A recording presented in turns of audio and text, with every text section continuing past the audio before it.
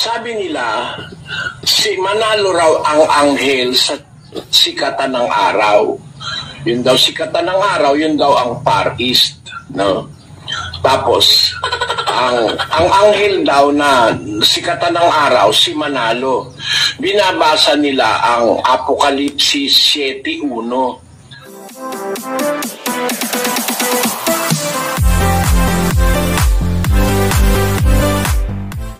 Sa lahat po na nakasubaybay dito sa ating programang Expose the Truth, lubos na bumabati po ako sa inyong lahat mga kaibigan at mga kababayan. Lalong-lalo yung ating mga kapatid na laging nakikisama sa akin sa pagla-live mga kapatid, no? Maraming salamat po sa inyong lahat. Isang tanong po o isang request ng ating mga taga-subaybay, ang gusto ko pong bigyan ng pagkakataon sa oras na ito. Medyo may katagalan na po ito mga kaibigan, pero ngayon ko lamang po kasi mabigyan ng pagkakataon dahil ngayon ko lamang po nakita yung video na gusto niyang makita mga kapatid. So sabi sa nag-comment sa atin, ito po ay galing sa ating kaibigan, si kapatid na Carlo, na ganito ang kanyang request. Bro, yung angel sa sikatan ng araw, si Manalo ba?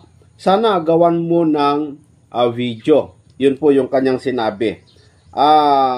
Yan po ang, alam nyo mga kaibigan, yan po yung sinasabi ng mga defensor ng Iglesia ni Cristo, na kung saan ay si Manalo daw o si Felix Manalo daw yung huling sugo ng Panginoon at siya raw yung magtatatak na sinasabi doon po sa Revelation chapter 7.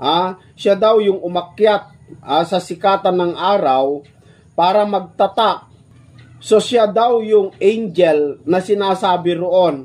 Pero tignan natin mga kaibigan kung paano po ito giniba ni kapatid na Eli ang pananampalataya ng mga manalista tungkol po rito. Kasi mga kaibigan, ayon sa video ng ating kapatid na Eli na aking nakita, giniba niya po yung paniniwala ng mga Iglesia ni Cristo tungkol po doon. Ito po yung video mga kaibigan, pakinggan po natin kasi napakaganda po ito kung paano po ipinakita ng ating kapatid na Eli yung kamalian na interpretasyon ng mga Iglesia ni Cristo. Ito mga kapatid. Ating papaksain sa ating Bible study. Sabi nila, si Manalo raw ang anghel sa sikatan ng araw. Yun daw sikatan ng araw, yun daw ang Far East, no? Tapos ang anghel daw na sikatan ng araw si Manalo. Binabasa nila ang Apokalipsis 7:1 hanggang 3. Pinuputol nila, inaalis yung 4 hanggang 3 lang. Ito po ang nakasulat sa kanilang pasubo. Pakilagay mo nga. May 90. Ito pansinin niyo mabuti mga kaibigan. Gusto ko lamang pong ipaalaala sa inyo. Kung meron man yung mga tumatawa dyan, hindi po ako ang naglagay. Kung meron mang tumatawa dyan, hindi po ako yung naglagay. Kundi ito po ay video mula sa YouTube na kung saan ay mayroon na pong naglagay dyan. Hindi po ako, mga kapatid. In 76 page 28. Ang isa pang hula na tumutukoy sa pagkasugo ni kapatid na Felix Manalo ay ang nasa Apokalipsis 7:2-3 na ganito ang sinasabi. At nakita ko ang ibang anghel na umaakyat mula sa sikatan ng araw, na taglay ang tatak ng Diyos na buhay. At siya'y sumigaw ng tinig na malakas sa 4 na anghel na pinagkaloobang maipahamak ang lupa at ang dagat, na nagsasabi, huwag ninyong ipahamak ang lupa, kahit ang dagat, kahit ang mga punong kahoy, hanggang sa aming matatakan sa kanilang mga noo ang mga alipin ng ating Diyos. Ang kahulugan ng anghel ay sugo, Lucas 1:19. Ang salitang anghel na ang kahulugan ay sugo ay ikinakapit sa mga nilalang na espiritu na isinusugo ng Diyos. Hebreo 1:13-14. Ikinakapit din ito sa obispo ng iglesia. Apokalipsis 2:1. Apokalipsis 2:1, ikinakapit daw yung salitang anghel sa obispo ng iglesia sa Apokalipsis 2:1. Ang paliwanag, footnote ng bagong tipang Katoliko. No? Footnote daw. Kaya yung paliwanag na yun na ang anghel ay kinakapit sa tao na obispo, yun daw ang nasa footnote ng bagong tipang Katoliko. Tuloy mo ngayon. Maputol ko lang mga kaibigan, naalala ko po yung sinabi ni kapatid na Eli na si Felix Manalo, mayroon po siyang sinabi na yung mga protestante, mga Katoliko ay alagad daw o ministro daw ng demonyo. Nagtataka ako, bakit sila kumukuha ng footnote mula sa Biblia ng Iglesia Katolika? Bakit sila naniniwala doon? Yan ang pinagtatakahan ko mga kaibigan. Kapag meron po silang hindi may paliwanag, kumukuha po sila doon sa ibang libro. Kahit libro po yun ng demonyo, mga kaibigan. Ang anghel sa Apokalipsis 7:2-3 ay natitiyak nating tao, obispo o ministro ng iglesia, sapagkat ang kanyang gawain ay magtatatak sa mga alipin ng Diyos. Ang tatak ay ang Espiritu Santo at ang paraan ng pagtatatak ay sa pamamagitan ng pangangaral ng dalisay na ebanghelyo. Efeso 1:13. Ang dakong pagmumula ng anghel o ng sugo ay sa sikatan ng araw, East, Bibliang Ingles. Ayon naman sa ibang hulang tumutukoy din sa pasugong ito, ito ay sa malayong silangan, Isaias 43:5-6, na ito nga. So, ibig sabihin mga kaibigan, dito sa pasugo na ito, nauunawaan ko na mayroon kasing mga aral ng Iglesia ni Cristo na yung anghel na mula sa sikatan ng araw, pinapalabas nila na si Felix Manalo yon kasi ang Pilipinas ay Far East. At yung anghel na yon, yun daw si Felix Manalo. Ayon sa kanila, mga kaibigan. Kaya siya daw yung isinugo, huling sugo ng Panginoong Jesucristo na mula sa sikatan ng araw. Yun ang pakahulugan nila, mga kapatid. Pero tignan natin kung paano ito baliin ng kapatid na Eli. Ang Pilipinas. Ang panahon ng pangangaral ng sugong ito ay sa panahon ng pag-ihip ng 4 na hangin ng lupa. Yun. Na pinipigil naman ng 4 na anghel. 7:1 Apokalipsis. Ang hangin ay digmaan. Jeremias 4:11-13,19. Ang 4 na anghel na pumigil sa digmaang ito na pandaigdig ay ang 4 na pinuno ng bansa. Ang mga pinuno ng bansa ay mga sugo rin. Unang Pedro 2:13-14. Na ang mga ito'y sina Orlando ng Italia, Lloyd George ng Inglaterra, Clemenceau ng Pransya, at Wilson ng Amerika, na lalong kilala sa tawag na The Big Four. World History, pahina 494. Ang digmaang pinigil ng 4 na malalaki ay ang digmaang sumiklab noong 1914 na lalong kilala sa tawag na unang digmaang pandaigdig.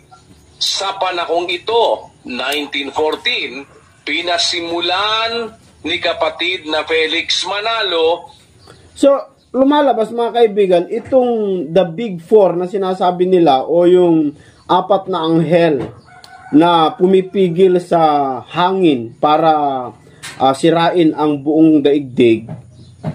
Ibig sabihin, dito sa pasugo nila, tapos na. Kasi sumiklab noong 1914. Ayun dito pakinggan natin.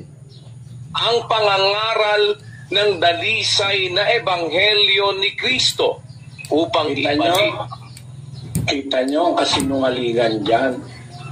Sa panahon ito, sabi niya, 1914, nung pagsiklab ng digmaan, na pinigil daw ng The Big Four, pinasimulan daw pangaral ni Manalo ang ebanghelyo. Sinungaling yan kasi sila rin ang may sabi, nag-umpisa siyang mangaral 1913 Nabautismo na nga nung bago matapos ang 1913 Paano mo sasabihin ngayon na diyan pinasimulang ipangaral ni Manalo? O sige, pagkumparahin mo, lagay mo sa screen, makita lang ng ating mga kababayan, Ang sabi doon sa sa itaas, pinigil daw ng Big Four doon sa isang pasugo. Pinigil daw ng Big Four yung digmaan na sumiklab noong 1914. Ayun. Ayon sa World History, page 494. Sabi niya, ang digmaang pinigil ng apat na malalaki ay ang digmaang sumiklab noong 1914 na lalong kilala sa tawag na unang digmaang pandaigdig. Sa panahong ito, 1914, pinasimula ni kapatid na Felix Manalo ang pangangaral. Mali yan Hindi totoo nagpasimula ng 1914. Nagpasimula 1913. Kaya paano kayo magtitiwala sa isang paniniwala na sa petsa pa lang may discrepancy na? Malaki na ang diferensya, lalo na sa konteksto at sa content. Di umano, si Felix Manalo raw yung anghel na nasa Apokalipsis na nasa sikatan ng araw. Basahin natin ang ginagamit nilang batayan. Sabi ko nga sa inyo, hindi para Manila, kundi para ituro. Bible study kasi ito 7:1 ng Apokalipsis. Pakinggan nyo. At pagkatapos nito ay nakita ko ang apat na anghel na nakatayo sa apat na sulok ng lupa na pinipigil ang apat na hangin ng lupa upang huwag humihip ang hangin sa lupa o sa dagat man o sa anumang punong kahoy. Take note mga kapatid, sa 7:1 na hindi nila inilagay sa pasugo, nakita ko ang ika-apat na anghel, sabi ni San Juan. Nakatayo sa apat na sulok ng lupa na pinipigil ang apat na hangin ng lupa. Aba, yung palang apat na anghel pumipigil sa apat na hangin ng lupa. Yes. So, apat na hangin ang pinipigil. Tandaan nyo, apat ang pinipigil. At upang wag humihip ang hangin sa lupa o sa dagat man o sa anumang punong kahoy. Tapos sa 2, at nakita ko ang ibang anghel na umaakyat mula sa sikatan ng araw, na taglay ang tatak ng Diyos na buhay. At siya'y sumigaw ng tinig na malakas sa apat na anghel na pinagkaloobang maipahamak ang lupa at ang dagat. Ayan, bukod dun sa anghel na nasa apat na sulok ng lupa na pumipigil ng apat na hangin ng lupa. Sabi ni San Juan, nakita ko ang ibang anghel, iba doon sa apat, na umaakyat mula sa sikatan ng araw. No? Mga kapatid, mga iglesia ni Cristo, mga ministro, bigyan nyo lang ito ng pansin. Maliwanagan nawa ang isip nyo. Yung apat na sulok ng lupa, sabi nila, sa kanilang pasugo, iyan daw ang apat na direksyon ng mundo. Ang North, East, South, and West. No? Yan ang sabi nila sa pasugo. Yung apat na direksyon ng lupa, apat na sulok, North, East, South, and West. Ngayon, nung makita yun ni Juan, yung apat na anghel na nakatayo sa apat na sulok ng lupa o apat na direksyon, may nakita siya, isang anghel na umaakyat mula sa sikatan ng araw, mula sa east. Aba, di magkakadalawa ngayon ang anghel sa east. Bakit? Nakukuha mo ang punto ko, kapatid na Daniel. Opo, kapatid na Eli. Meron pa pong iba, lalabas magkakadalawa po. At ibig sabihin ay magiging parehong taga-east. Oo nga no, mga kaibigan. Napansin ko din, mga kababayan, yung apat na hangin at yung apat na anghel na pumipigil dun sa hangin. At bukod sa apat na anghel, andun yung isa doon sa east. Kasi kung northwest, east, south, yung pakahulugan nila.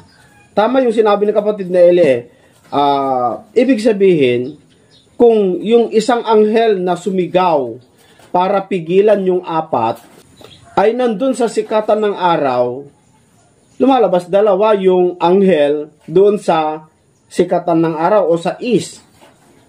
Pero ang napansin ko lang po dito, mga kaibigan, maputol ko lamang po, yung anghel, lima kasi lahat yun eh. Apat yung pumipigil sa apat na hangin at isa yung sumigaw. Ang pakahulugan po nila, yung apat na anghel, pinipigilan nila yung malaking kapighatian o digmaan. Pero nung sumigaw itong isang anghel at pinigilan na wag nyo munang ipahamak ang lupa, ang dagat at ang mga punong kahoy, lumalabas itong apat, nakinig sila doon sa isang anghel.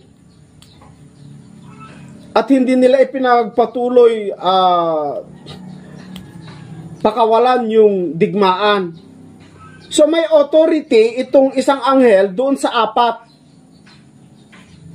Napansin nyo ba, mga kaibigan, yung gusto ko pong ipunto? So lumalabas, mas mayroong higher authority itong anghel mula sa sikatan ng araw doon sa apat na anghel. Kung yung mga apat na anghel ay ang mga malalaking hari o bansa o sino man, ayon sa binasa ng kapatid ni Eli, ibig sabihin, nakinig sila kay Felix Manalo. Nakinig sila kay Felix Manalo. Kasi mas higher authority siya, kasi kaya niyang pigilan eh. Pero tignan natin kung ano po talaga ang totoo. Yung umaakyat sa sikatan ng araw na anghel at yung anghel na nakatayo naman sa east, magiging dalawa silang anghel. Kung ang apat na anghel ay ang apat na malalaki o big four, meron ba ron taga-east? Okay. I said, we are not sure. Kasi apat na sulok ng lupa ang kinalalagyan ng apat na anghel eh. Sino-sino ba yung apat na anghel na sabi nila yung mga pinuno ng lupa, na mga sugo, sabi nila, mga anghel sugo. Yun daw si Orlando ng Italia. Taga-Italia yun. Sino pa isa? si Woodrow Wilson ng Amerika. Ano? Tapos, si David Lloyd George ng United Kingdom at si Vittorio ng Italy. Ulitin natin, si Woodrow Wilson, Amerika. Si David Lloyd George ng United Kingdom. Si Vittorio ng Italy. Italia. At si George Clemenceau of France. Meron ba dyan taga-East? Wala. Mga ministro ni Manalo, makonsensya naman kayo. Meron bang taga-East dyan? Yung si Wilson ng Amerika, si George ng United Kingdom, si Orlando ng Italia, at saka si Clemenceau of France. Meron ba diyang isang taga-East? Wala eh. Sa hula na binabasa at pinagbabatayan nitong mga ni Manalo ng kanyang mga ministro, dalawa ang anghel sa sikatan ng araw. Yung isa, yung pumipigil. At yung isa naman, yung umaakyat. No? Kasi kung ang apat na sulok ng lupa ay apat na direksyon. At saka si Felix Manalo yung umaakyat. Ganun ang pakahulugan nila eh. Tiyak may is doon. Ewan ko lang kung nakukuha ninyo ang aking punto, mga kababayan, ano? Apat na sulok ng lupa, ayon sa pasugo, ay apat na direksyon daw yon. Kaya yun ang north, east, south, and west. The general direction on earth ay north, east, south, and west. North, east, west, and south. Ano? Ngayon, may kasama ng east doon. May anghel doon sa east dahil pumipigil nga eh. Ngayon, may nakita si Juan na ibang anghel umaakyat sa sikatan ng araw. Magkakadalawa yung anghel. Yung isang pumipigil at saka yung umaakyat na sumisigaw ng malakas na tinig. Pag-aralan nyo, mga ministro ni Manalo at mga kapatid na Iglesia ni Cristo. Hindi po si Manalo yung anghel na yan at hindi yan the big four. Makinig lang kayong mabuti. Ito, yung mga galit sa akin, sige, tuloy nyo lang na galit kayo. Sinusumpa nyo ako kung ano-ano pinaglalalagay nyo sa internet. Wala naman akong ginawang masama sa inyo. Pero okay lang yan. Basta pakinggan nyo lang ito at baka sakali magliwanag ang isip nyo dahil hindi naman akin ito, salita ito ng Diyos. Yes. Nasa Biblia ito. Ngayon, ayon sa pasugo, yun daw anghel na umaakyat, si Manalo raw yon. Alam nyo ba ang kahulugan ng akyat? Ayon sa kanila. Bakit ikaw umaakyat? Kukuha rin tayo sa pasugo. Ang kahulugan daw ng anghel na umaakyat ay unti-unti na raw nakikilala ang Iglesia ni Cristo. Yung salitang umaakyat, pakibasa nga natin. Basahin natin ito, kapatid na Daniel. Umpisahan mo doon sa 1940. Okay din yung interpretasyon nila, no? Yung umaakyat ay unti-unting umaangat o lumalago yung kanilang iglesia. Doon sa 1914. 1914 nang magsimula ang digmaan. Noon nagsimulang magtanim ng binhi o nangaral ang sugong magmumula sa Pilipinas. So parang magkasabay, ano? Itong pasugo nila, magkasabay yung digmaan at saka yung pangangaral ni Felix Manalo. Para magkasabay. Pero doon sa talata, sa Revelation chapter 7, hindi magkasabay. Hindi po magkasabay Pero sa pasugo nila, magkasabay. So dito yung sinasabi ng kapatid ni Eli na pumalpak yung kanilang interpretasyon doon sa Revelation 7, no? Ayon sa nakatala sa ating pamahalaan, ang Iglesia ni Cristo ay narehistro noong Hulyo 27, 1914 at 1918 naman natapos ang digmaan. Oh. Sa panahong ito ay tignan mo, di magkasabay, no? magkasabay yung digmaan at saka yung 1914 na pangangaral ni Felix Manalo. Magkasabay eh. Pero sa Revelation, hindi magkasabay eh. Maakyat na. Ibig sabihin ay unti-unti nang nahahayag ang sugo at pasugo na hinulaang lilitaw dito sa Pilipinas. Ayan, ang kahulugan daw nung umaakyat na, ibig sabihin, hindi ko imbento ito, nasa pasugo ito. Ibig sabihin, unti-unti nang nahahayag ang sugo at pasugo sa Pilipinas. Napasugo. Mga kababayan, isipin nyo lang, 1914, noon daw umaakyat yung sugo. Ibig sabihin, nahahayag na, nakikilala na si Manalo noong 1914. Tapos, noong 1980 naman daw, napigil na noong the Big Four yung digmaang pandaigdig. No? Sa talagang real facts, umakyat na si Manalo, nag-umpisa ng umakyat 1913. Nangaral na eh. Bago nga matapos 1913, nagbautismo na siya sa Punta Santa Ana eh. Pagkatapos, yun daw anghel na yon na umaakyat, na nangangaral na, tumutupad na ng hula para sa kanya bilang huling sugo, umakyat, nakikilala na raw siya noong 1914. Yan, tandaan nyo lang yung mga petsa. Balik tayo ngayon sa Biblia. Nakita ko ang ibang anghel na umaakyat mula sa sikatan ng araw. Taglay ang tatak ng Diyos na buhay. At siya'y sumigaw ng tinig na malakas para marinig. Hindi ka naman kailangan maglakas ng tinig kung katabi mo lang yung baka magkatabi tayo, sisigaw ka baka mainis mo pa ako Ano palagay mo sa akin? Bingi. Siya'y sumigaw ng tinig na malakas. Kanino?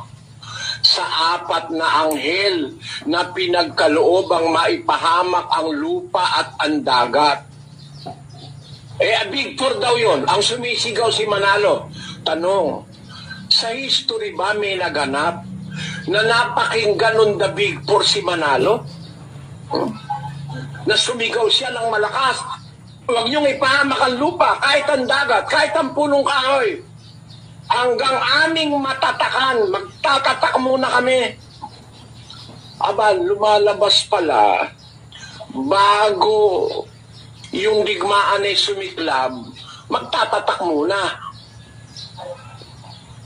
Mali ang interpretasyon. Kasabay daw nung digmaan Hindi nga kasabay Bakit? Pinipigil nga nung apat di hindi pa sumisiklab. Oo. Kayo, para sa inyo, sa mga Iglesia ni Cristo, yung pag-akyat, kaalinsabay nung paggera. Kung ang hangin ay gera nung 1914, dapat huwag matuloy. Oo. Hanggang makapagtatak muna. Oo nga Tama Tama yung sinasabi ng kapatid Nelly Kasi doon sa pasugo magkasabay pero salamat na lang at napansin ng ating kapatid Nelly. Ba't natuloy?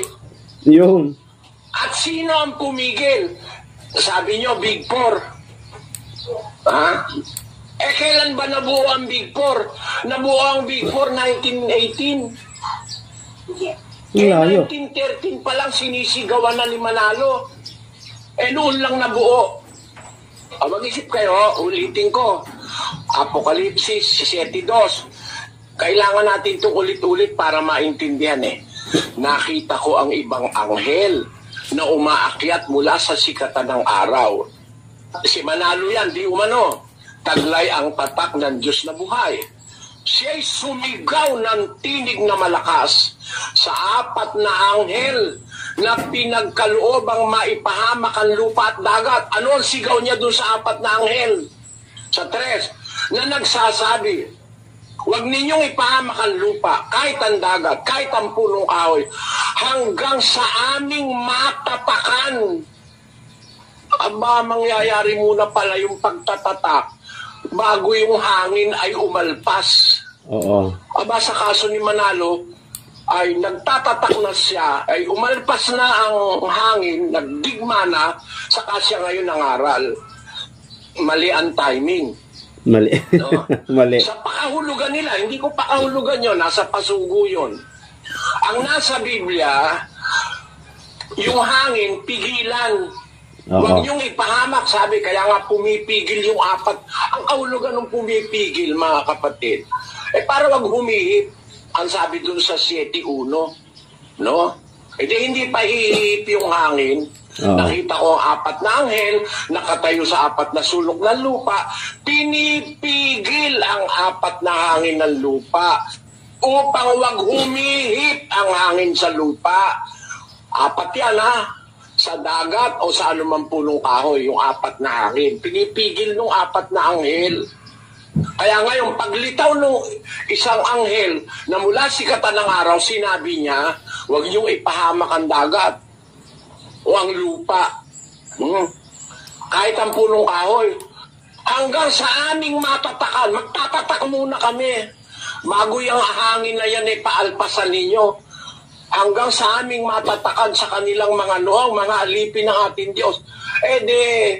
Hindi magkakasabay ang digma at pagtatatak. Oo. Hindi magkasabay. Oo. Kasi magtatatak muna bago maalpasan yung hangin. Yes. Huwag niyong ipahamak. Huwag munang, yung hangin na yan, huwag niyong pawawalan. Ngayon, ang kanilang interpretasyon, yung hangin daw gera. No? Ang ginamit nila doon sa pasugo, 4:11 ni Jeremias, no? Eto, basahin natin yung 4:11 ni Jeremias. Yun ang nasa pasugo, ilagay mo uli para hindi tayo mapaghinala ang nag-iimbento.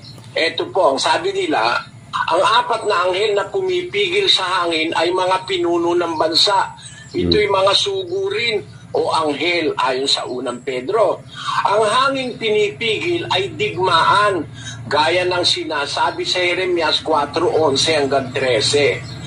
Ito nga ang digmaang sumiklab noong 1914. Kayo, ha?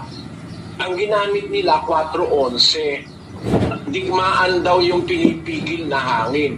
Basahin natin ngayon ang 4:11 ng Jeremias, kapatid na Daniel. Sa panahong yaon ay sasabihin sa bayang ito at sa Jerusalem, isang mainit na hangin na mula Tandaan nyo, mga kapatid, ang tinutukoy sa 4:11 ni Jeremias, isang mainit na hangin, hindi po 4. Isa lang. Hindi lapat ang gamit. Dapat kumanap ka ng 4 na hangin. Ang kinuha mong batayan, isang hangin lang . Yung nasa Apokalipsis, 4 na hangin. Pinipigil ng 4 na hangin, tapos kabagsak-bagsak mo. Sa Jerusalem ka pumunta, hindi naman yan sa mundo . Sa Jerusalem yan. Sabi, sa panahong yaon, sasabihin sa bayang ito, sa Jerusalem, isang mainit na hangin. Isa lang yan. Ulitin natin, kapatid na Daniel, sa kamo ituloy. Sa panahong yaon ay sasabihin sa bayang ito at sa Jerusalem, isang mainit na hangin na mula sa mga luwal na kaitaasan sa ilang ay dumating sa anak ng aking bayan, hindi upang sumimoy o maglinis man. Isang malakas na hangin na mula sa mga ito ay darating sa akin. Ngayoy magsasalita naman ako ng mga kahatulan laban sa kanila. Narito, siya'y sasagupang parang mga ulap, at ang kanyang mga karo ay magiging parang ipo-ipo. Ang kanyang mga kabayo ay lalong matulin kaysa mga agila. Sa aba natin, sapagkat tayo'y nangapahamak. Ayan, sa 19, yan daw ang digma. Basahin natin sa 19. Ang hirap ko, ako'y nagdaramdam sa aking puso. Ang dibdib ko ay kakaba-kaba, hindi ako matahimik, sapagkat iyong narinig, o kaluluwa ko, ang tunog ng pakakak, ang hudyat ng pakikipagdigma.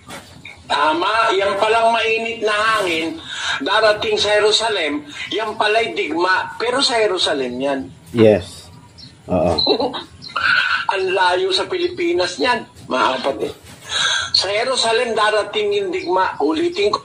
So tama yung pakahulugan nila na yung hangin ay digma, no? Pero yung ginamit nilang talata mali kasi sa Jerusalem naman po yon, hindi naman buong daigdig yon, no? O, 11. At 11 na lang, ulitin ko.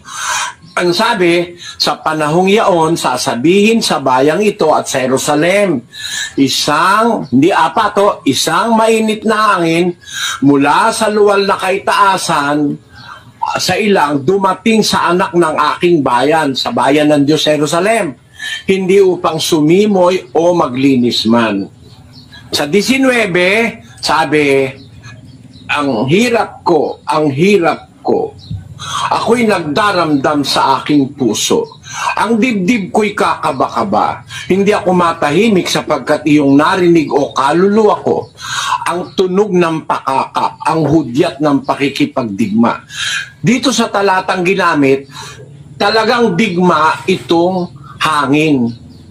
Pero isang hangin ito. Actually nga, sa 11, isang hangin ang pagkakasabi eh. Diba? Lagay mo sa titas. Isang mainit na hangin. Inulit pa sa 12 eh. No? Sabi sa 12, isang malakas na hangin. Then na-emphasize na isang hangin yan. Ang nasa Apokalipsis, 4 na hangin. Paano mo ilalapat ngayon? Pati sa figures, mali. At pati sa situation. Kasi yung hanging isa na mainit at malakas sa Jerusalem mangyayari. Pero siguro naman, kung bakit nila kinuha yung Jeremias, mga kaibigan, para sa mga iglesia ni Cristo, para palitawin lang na para may paliwanag lamang po nila o may paunawa nila ang gusto nilang sabihin na yung 4 na hangin doon po sa Revelation chapter 7 ay mga digmaan yon, pero hindi naman po siguro yung naganap doon sa Jerusalem ang tinutukoy, kundi kinuha lamang po nila siguro yon bilang patunay na yung hangin nga doon sa Revelation chapter 7 ay digmaan. Ganun po siguro ang paliwanag o interpretasyon ng mga Iglesia ni Cristo dito, mga kaibigan, no? Kung kukunin naman natin yung side ng Iglesia ni Cristo, magkakadigma ang Jerusalem. Alam nyo kung kailan ito nangyari? 1914 ba nangyari ito sa Jerusalem? Basahin po natin ang aklat ni Propeta Daniel 9:2. Nang unang taon ng kaniyang paghahari, akong si Daniel ay nakaunawa sa pamamagitan ng mga aklat ng bilang ng mga taon na sinalita ng Panginoon kay Jeremias na propeta dahil sa pagkaganap ng pagkasira ng Jerusalem 70 taon. Kita nyo mga kapatid, naintindihan ni Daniel yung sinulat ni propeta Jeremias. Sabi niya, nakaunawa ako sa pamamagitan ng mga aklat ng bilang ng mga taon na sinalita ng Panginoon kay Jeremias na propeta dahil sa pagkaganap ng pagkasira ng Jerusalem 70 taon. Magkakagera sa Jerusalem katuparan ng hula ni Propeta Jeremias na naunawa ni Propeta Daniel na magaganap yan 70 taon. Ngayon, tingnan natin sa istorya, kailan nawasak ang Jerusalem? Yung mainit na gera, hangin, meron po tayong ebidensya pisika. Doon po sa Roma, meron po doon tinatawag na Ark of Titus, yung arko ni Tito. Nagkapalad kami ng kapatid na Daniel, pumunta ron para tignan yung mga ulat sa Biblia. Ito po ang aking nabasa roon sa Ark of Titus. Basahin natin, kapatid na Daniel. Ito po, the Ark of Titus is a 1st century honorific ark located on the Via Sacra, Rome, just to the southeast of the Roman Forum. It was constructed in 82 AD by the Roman Emperor Domitian shortly after the death of his older brother Titus to commemorate Titus' victory, including the siege of Jerusalem in 70 AD. Tama-tama sa sinabi ni Propeta Jeremias at ng Propeta Daniel, magkakagera, magkakaroon ng pagkawasak ang templo sa Jerusalem. Bakit magkakagera sa Jerusalem? Kailan po? Nang lusubin ng Roman army sa pamumuno ni General Titus sa panahon ng pagka-emperador ni Domitian. Yung kanyang nakakatandang kapatid na general ng Roman army, ng gera, lumusob sa Jerusalem. Ang templo sa Jerusalem winasak ng Roman army sa pamumuno ni Titus, anyo 70. Kaya hindi 1914 yung gera na nasa Jeremias 4:11 hanggang 13 at 19. Tingnan ninyo, sa paliwanag sa pasugo, yun daw yung 1914. Ang layo naman yan, mga kababayan. Ang layo sa katuparan. Balik natin ang pasugo. Papakita ko lang sa inyo kung paano naliligaw ang mga tao. Ang 4 na anghel na pumipigil sa hangin ay mga pinuno ng bansa na ito'y mga sugurin o anghel ayon sa unang Pedro 2:13-14. Ang hanging pinipigil ay digmaan gaya ng sinasabi sa Jeremias 4:11-13-19. Ito nga ang digmaang sumiklab noong 1914. Ang 4 na pinuno ng bansa na kumakatawan sa pagpigil sa digmaang sumiklab noong 1914 ay sina Lloyd George ng Gran Bretanya, Clemenceau ng Pransya, Orlando ng Italia, at Wilson ng Amerika. Malayo nga talaga, no? Malayo talaga yung pakahulugan ng Iglesia ni Cristo dito. Talaga yung nagawa doon po sa Jeremias ay yun po yung sinasabi nilang nagawa noong 1914 pala, no? So ibig sabihin talagang malayo yung kanilang interpretasyon. Sila ay lalong kilala sa tawag na the Big Four. Kita nyo? Yun daw ang Big Four, ang pumigil, yung 4 na anghel. Sa alinsabay ng pagpigil na ito, kasabay sa digmaang nakita namang umaakyat mula sa malayong silangan o Pilipinas ang anghel, no? O sugong mangangaral ng tunay na ebanghelyo. 1914 nang magsimula ang digmaan, noon nagsimulang magtanim ng binhi o nangaral ang sugong magmumula sa Pilipinas.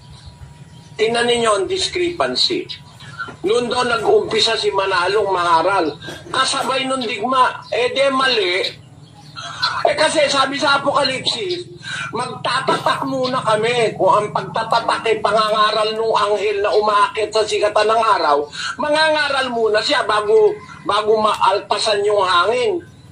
Bakit sumabay siya sa pag-aalpas ng hangin o sa digma? Hindi naman dapat magkasabay. Ang liwa-liwanag ang teksto sa Apokalipsis, pati konteksto. Mauuna ang pagtatatak, no? At pagkatapos magtatak at saka maaalpasan ng hangin. Hanggang ngayon tatak pa rin kayo ng tatak eh. Tapos na. Ulitin ko lang, huwag kayong magagalit mga kababayang iglesia ni Manalo. Nakita ko ang 4 na anghel, sabi ni Juan, nakatayo sa 4 na sulok ng lupa. Pinipigil ang 4 na hangin sa lupa. Ano layon? Upang huwag humihip. Di para huwag magkadigma. Pinipigilan yung digma ng 4 na anghel, kung yun ang pakahulugan nyo. Upang huwag humihip ang hangin sa lupa o sa dagat man o sa anumang punong kahoy.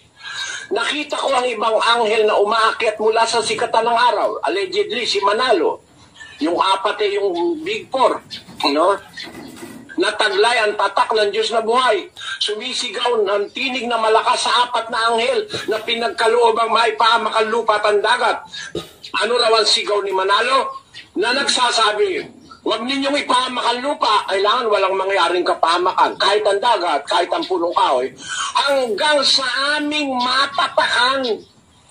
Di magtatatak bago alpasan yung digma. Ba't ngayon magkasabay na nangyari? Kung talagang magkasabay, mali sa konteksto. At ang ginamit na talata, Jeremias, hindi naman sa Pilipinas naganap yung digma. Hindi naman pang sanlibutan. Sa Jerusalem lang naganap yun. Yung digmang nagwasak ng templo sa Jerusalem. No? Along those lines, mag-isip kayo mga kapatid. Pero alam nyo, hindi dyan matatapos yung ating pinag-aaralan kasi ang pangangaral daw ng Ebanghelyo ni Manalo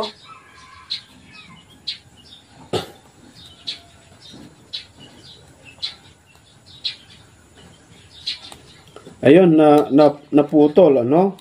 Nawalan ng sound. Sayang, no? Napakaganda pa naman. Pero alam nyo mga kaibigan, dito sa tinatalakay ng ating kapatid Nelly, tama tama yung kanyang komento na hindi po si Felix Manalo yung anghel na umakyat mula sa sikatan ng araw. Kasi hindi naman nagtugma yung mga paliwanag nila tungkol po doon sa The Big Four at saka yung tinutukoy doon sa Jeremias na ang pakahulugan nila yung 4 na hangin ay gera. Pero naganap daw noon 1914. Pero yung naganap doon sa Jeremias ay sa Jerusalem lang naman talaga ayon sa pinakita o patutuo ng ating kapatid na Eli, at yun ay naganap noong 82 to 70 AD mga kaibigan. So hindi magkatapat, no? Pero ayon sa ibang mga video na napakinggan ko sa ating kapatid na Eli tungkol po dito sa 4 na hangin, kung atin pong babasahin mga kaibigan yung 4 na hangin na tinutukoy sa talata, ay hindi po ito normal o hindi po ito basta-basta digma lang kasi yung digma magaganap doon po sa Revelation. Magaganap yon, sabi yung isang anghel, basahin po natin mga kaibigan. At pagkatapos nito ay nakita ko ang 4 na anghel na nakatayo sa 4 na sulok ng lupa. Tama nga, no? Sa north, west, south, east. Na pinipigil ang 4 na hangin. Na kung saan yung 4 na hangin ng lupa upang wag humihip na ang hangin sa lupa o sa dagat man o sa anumang punong kahoy. Bakit? Bakit niya pinipigilan? At nakita ko ang ibang anghel, so maliban dun sa 4, meron pang isa na umaakyat mula sa sikatan ng araw. Ito nga yung tinutukoy ni kapatid na Eli kanina, no? Nataglay ang tatak ng Diyos na buhay. At siya'y sumigaw ng tinig na malakas sa 4 na anghel na pinagkaloobang maipahamak ang lupa at ang dagat. So, ibig sabihin yung digmaan o kung digmaan man ito na magaganap sa mundo ito hindi lang sa Jerusalem buong mundo ito kapag pinakawalan nila, yung apat na hangin, yung mundo natin mga kaibigan ay talagang mawasak, mawawasak. Hindi lang sa Jerusalem at hindi lang ang lupa, kundi pati dagat, pati mga kahoy, lahat-lahat masupok na. Lumalabas, itong apat na hangin na ito, magaganap ito pag ang mundo na ay wawasakin na. So hindi po talaga yung sinasabi ng mga iglesia ni Kristo ito. Kasi kung atin pong pag-aralang mabuti, mga kaibigan, itong talata, yung apat na hangin, meron pong kapangyarihan para ipahamak ang lupa at ang dagat. Kahit anong lakas na gera naman, mga kaibigan, ay hindi mo naman maipapahamak ang dagat pero itong nakalagay dito sa talata, pati lupa, pati dagat, pati mga punong kahoy, talaga mapahamak. Ibig sabihin, mawawasak na ang mundo. Wawakasan na niya ang buong daigdig. Ayon sa ating pagkaunawa, kung ito'y magaganap yung apat na hangin. Ang katunayan, para hindi madamay itong mga maliligtas, sabi nung anghel, magtatatak muna. Sa tatak ng Diyos, hawak niya yung tatak ng Diyos. Kung ang tatak ng Diyos ay ang salita ng Diyos, o ang Biblia, mga kaibigan, o yung doktrina, aral na matuwid, mga kapatid, ibig sabihin, yung mga Kristiyano, kapag sila po'y natatakan sa pamamagitan ng salita ng Diyos, hindi po sila madadamay, miski mapahamak na ang lupa't dagat, mga kahoy, kahit ipahamak na itong apat na anghel, dahil sa natatakan na itong mga Kristiyano, hindi po sila madadamay. Kaya sabi nung anghel, huwag nyo munang ipahamak, magtatatak muna ako. Magtatatak muna, sabi niya. Para masave yung mga Kristiyano doon sa malaking kapighatian. Ito yung tinatawag na malaking kapighatian na sisiklab sa buong daigdig. Pero ito, mga kaibigan, ayon po sa aking pagkaunawa at napakinggan din sa ibang mga video na napaliwanag ng ating kapatid Eli, magaganap ito yung tinatawag na Great Tribulation. Pero sa kaligtasan na ito, kasi wawakasan na ang buong daigdig. Kapag pinakawalan itong apat na anghel, itong apat na hangin, matatapos na mundo. Kasi pati lupa, pati dagat, hindi lang mga tao, pati lupa at dagat, talagang wawakasan, mga kababayan. So iba yung pagkaunawa o paliwanag ng mga iglesia ni Kristo dito, na yung Revelation chapter 7 ay naganap noong 1914. At saka, tama si kapatid na Eli. Bakit? Kasi, yung pasugo, ayon sa ating napanood, mga kababayan, yung pasugo, magkasabay yung digmaan, at saka yung pangangaral ni Ka Felix Manalo.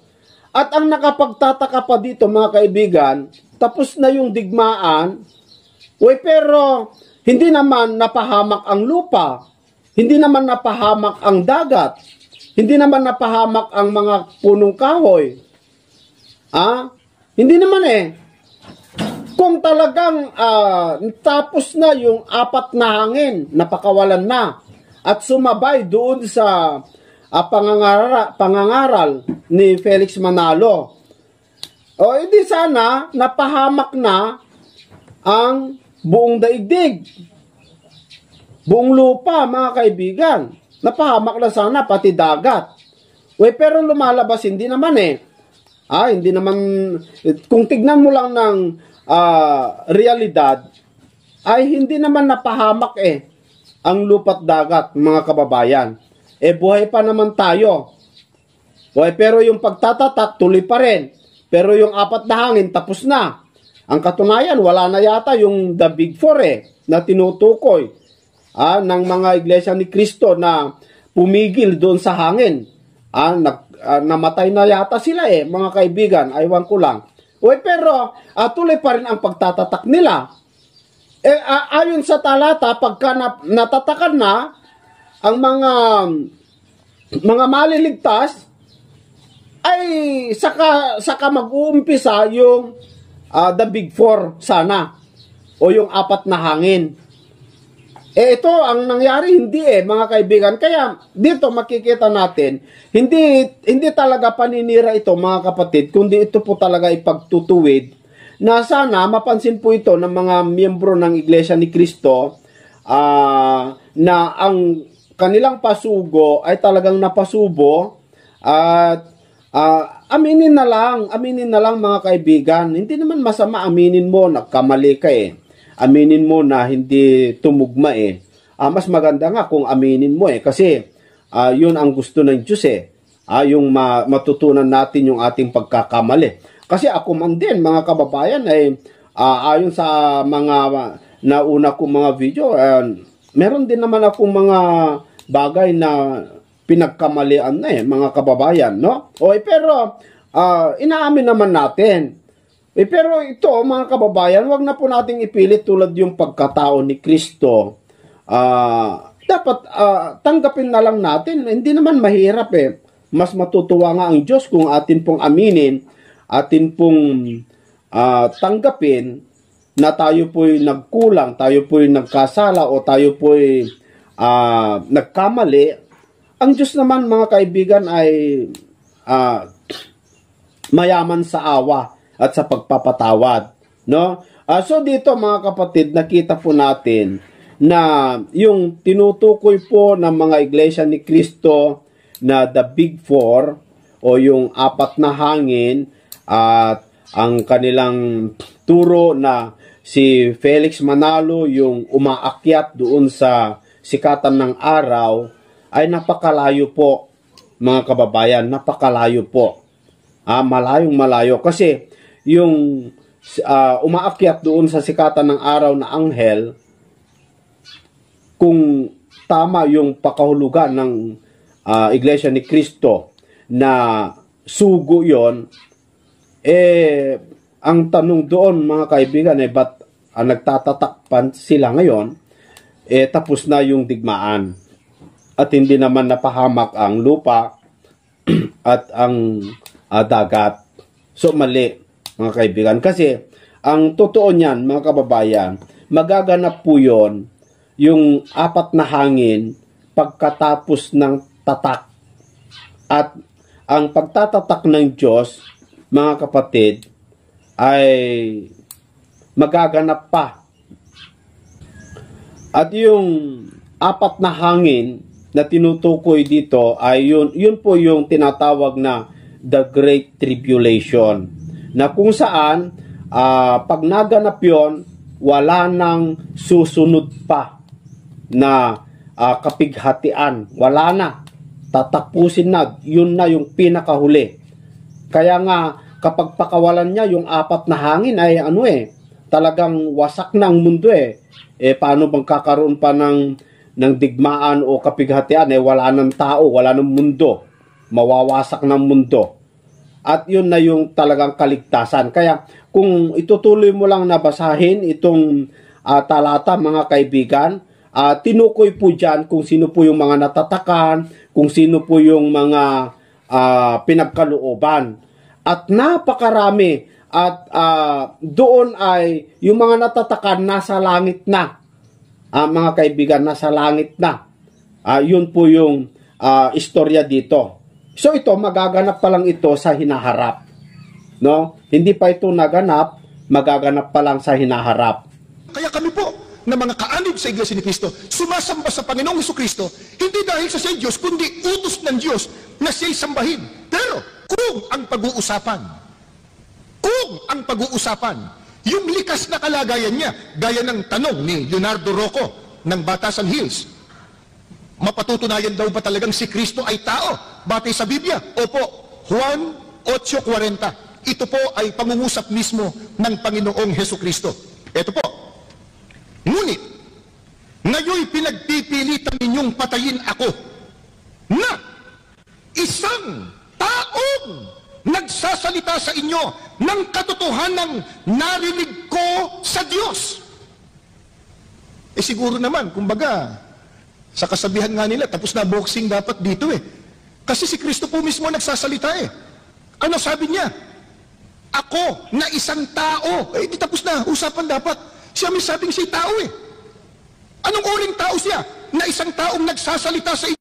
Sa oras na ito mga kaibigan, muli, bumabati po ako sa lahat na nakantabay dito po sa ating programang Expose the Truth. Isang reaction video po ang ating gagawin sa ngayon mga kaibigan, at ang gusto ko pong bigyan ng reaction po dito ay yung itinuro po pagtutuwid ni Ka Felix Manalo, yung matandang Manalo mga kaibigan, kung paano niya itinuwid yung mga aral ng mga ibang denominasyon tulad po natin mga kababayan na naniniwala po sa ating Panginoong Jesucristo na siya po ay Diyos. So, ang gagawin po dito ni Ka Felix Manalo mga kaibigan ay pamalian niya yung ating pong ipinapangaral o ating pong sinasampalatayanan na ang ating Panginoong Jesucristo ay totoong Diyos. At para po sa kanya, hindi tunay ang Panginoong Jesucristo o hindi siya Diyos sapagkat siya ay isa lamang pong tao at siya ay nagsimula lamang po nung ipinanganak ni Maria. So napakaganda po ito mga kaibigan, maaaring mayroon po kayong mga katanungan tungkol po rito at maaaring mabigyan po natin ng liwanag. No? Para hindi na po tayo masyadong mahaba ng oras, atin na pong umpisahan pakinggan kung ano po yung mga batayan ni Ka Felix Manalo, bakit niya tinutuligsa o bakit niya tinututulan yung mga denominasyon gaya natin tungkol po sa paniniwala na si Kristo ay Diyos at hindi tao. Ito po mga kapatid, panoorin po natin. Noong isang linggo, ang pagkakaiba sa kalagayan ng Diyos at ng ating Panginoon sa Kristo. Iyon ay ating niliwanag na mabuti sa Santong Sulat. Ngayon, ang kadugtong niyan, ang tunay na uri ng kalagayan ng ating Panginoon sa Kristo.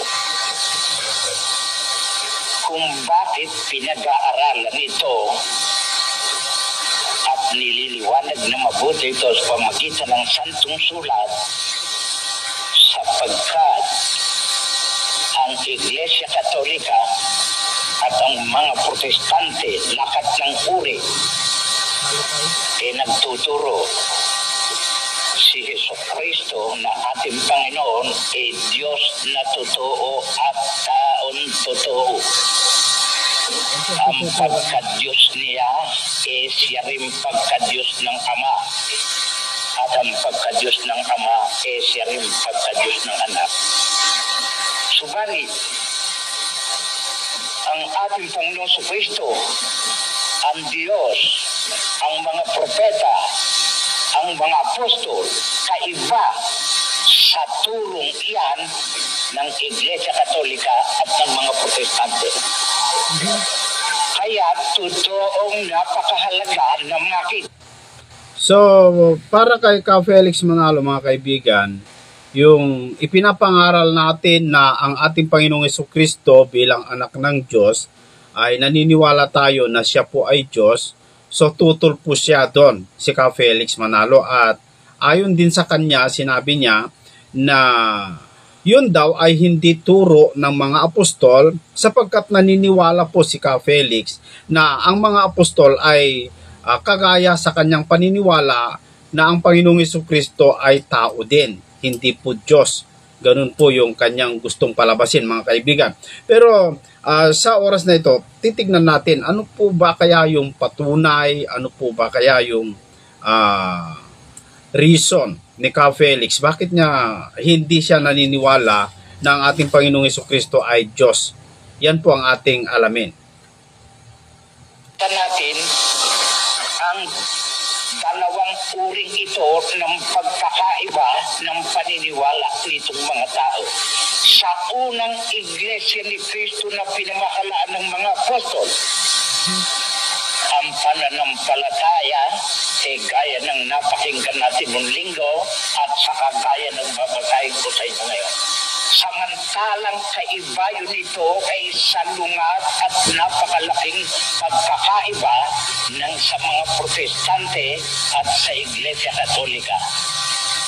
Ang suliraning ito ay bago sa Pilipinas at ang suliraning ito ay mahirap maunawa ang pagkaka. Kaya sinikap namin na sa loob ng 6 na linggong sunod-sunod ay pag-aralan ang kasundian. Hindi lamang ang pag-aaralan natin yung pananampalatayang itinuro ng ating Panginoon sa Kristo at mga apostol tungkol sa kanyang kalagayan, kundi ang batayan talata ng Katoliko at ng Protestante sa paniniwalang si Kristo Diyos atin din pag-aaral ngayon sa mga sumusunod pang linggo. Sa makatwid, ang sisimulan natin ngayon ay ito, kung anong uri na kalagayan ng ating Panginoon sa Kristo. At sa pagsisimulan natin yan, ang una natin tatalakayin ito, kailan pa ang ating Panginoon sa Kristo.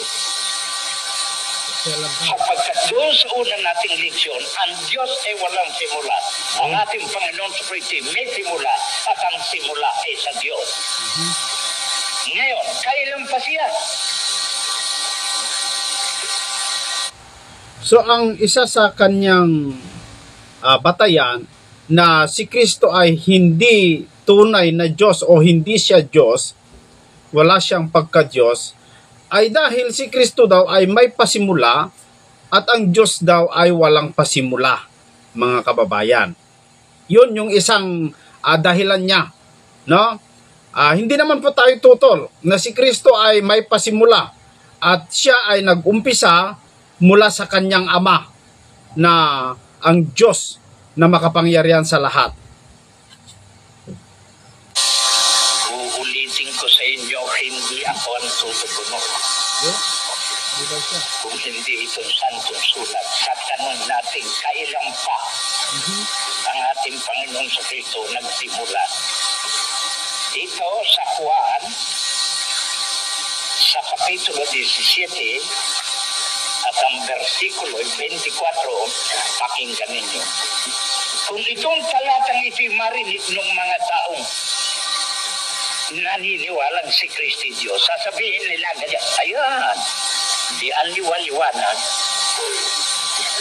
Ngayon, pagkatapos natin suriin, mapapamulagat yung mga mata ng mga taong nagpapanggap na yung panpaparilisyon.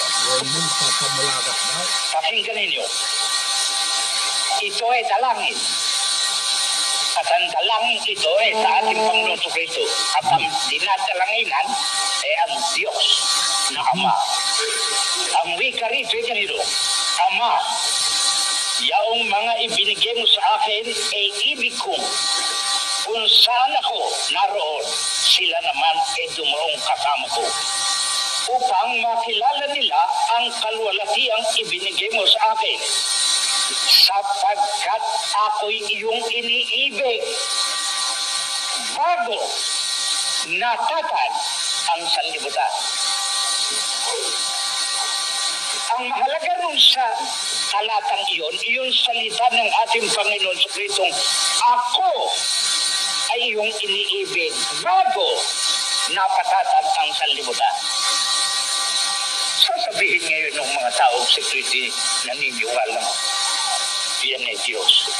Ayan ka. Una pa sa sanlibutan ito ang ating Panginoon sa Kristo. At kung una pa sa sanlibutan ito, hindi ka siya tao kung hindi siya Diyos. Bayaan natin ang mga pagpapalagay at ang mga haka at sa pantaka at talata. Ako'y ayaw niyon. Hindi po yung palagay. Ang gusto ko yung mga tiyak.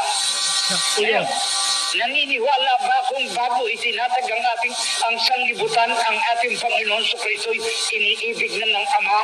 Opo. Yan ang sabi ng talata. Ako hindi tumututol sa salita ng Diyos. Yun nga ang tinatangayunan ko. No? Kung kayo ng wicked, di una pa sa mundo ang ating Panginoon Kristo. Una. Ngayon, hindi masasapantahan natin siyang ay Diyos. Iyan sa pantahang yun ang gusto kong putite. Bakit? Pag sinapantahan ninyong ganoon, malinisya kayo. Bakit? Ito pang isang talata. Pakinggan ninyo. Dito sa Efeso, sa kapitulo 1 at ang versikulo 4, pakinggan din yung maigi. Ayon sa pagkapili niya sa atin, tayo tumigil diyan. Sino yung nagsasalita? Si Pablong apostol ng ating Panginoon Kristo. Sino yung kausap? Iglesia ni Kristo. Anong sinasabi? Ito ang sinasabi. Ayon sa pagkapili niya sa atin, sa Kanya, bago itinatag ang sanlibutan, upang tayo'y maging mga banal at walang dungis sa harap niya sa pag-ibig. Kailan pa si Jesucristo?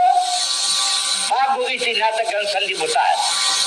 Kailan pa itinalaga na maging iglesia ni Kristo at kailan pa itinalagay ang mga tao na pinili ng Diyos para maglingkod sa Kanya? Bago pa itinatag ang sanlibutan. Sa makatwid, kailan pa iniibig ng Diyos ang ating Panginoon Kristo? Bago itinatag itong mundo at ang buong sangkalangitang iyan. Kailan pa itong mga tao pinili na ng Diyos? Bago pa itinatag ang sanlibutan. Ano ngayon ang ating nakikita? Pareho? Ngayon, ang tanong ito, noong bang piliin ng Diyos ang mga tao gaya ni Pablo at ang kanyang mga kasama sa Iglesia ni Cristo ng panahong iyon? Tao na? Hindi pa. Pero anong sabi ng salita ng Diyos? Pinili na. Anong ibig sabihin yung salitang pinili na? Bago itinatag ang sanlibutan. Sa makatwid, bago itinatag ang sanlibutan, yung mga tao itinalaga na ng Diyos. Pero, yari na? Hindi pa. Ang ating Panginoon Kristo, yari na? Hindi pa din.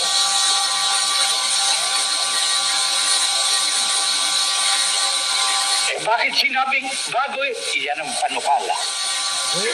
Kung ganyan. So yan po yung paniniwala o sinasampalatayanan ni Ka Felix Manalo tungkol po sa ating Panginoong Jesucristo, na ang batayan niya kung bakit hindi Diyos ang Panginoong Jesucristo, sapagkat mas nauna pa ang mundo kaysa sa ating Panginoong Jesucristo. At yung salitang inibig daw ng Diyos ang ating Panginoong Jesucristo, hindi ibig sabihin nandun na ang Panginoong Jesucristo. Dahil sa kanyang pinagkumpara, yung sinabi ni Apostol Pablo doon po sa Efeso Kapitulo 1 sa versikulo 4, na hindi pa natatag ang sanglibutan, dati pinili na po ng Diyos ang mga tao upang maging banal para sa Kanya. So yun po yung kanyang batayan at paniniwala na hindi talaga Diyos ang Panginoong Jesucristo, kasi magkapareho, sabi niya, na inibig na niya ang Panginoong Jesucristo, wala pang mundo. Pero hindi ibig sabihin, andyan na si Kristo. Wala pang mundo, pinili na ng Diyos ang tao. Pero hindi ibig sabihin, andyan na ang tao. Yun po yung kanyang reason, mga kaibigan. Pero mamaya po, mga kapatid, ay lilinawin po natin yan. Ano? Yung sinabi ni Ka Felix tungkol po diyan. Mas maganda, panoorin pa po natin para makita natin yung iba pang mga dahilan niya. Ako'y itinatag ang sanlibutan, meron ng panukala sa tao na lalalangin ng Diyos. Bago pa itinatag ang sanlibutan, meron ng panukala sa Kristo na magkakaroon. Pero hindi may tao na nung bago itatag ang sanlibutan at may Kristo na bago itatag ang sanlibutan. Itinalaga pa lamang. Ngayon, ano ang katunayan nyo? Ito. Dito sa Hebreo, dito sa Pedro, sa unang sulat, sa 18, babasahin ko sa inyo kung kailan nagkaroon ng talagang Kristo na kaya nangyari. Dito sa 18, kapitulo 1, versikulo 18 ng 1 Pedro, pakinggan ninyo hanggang 20.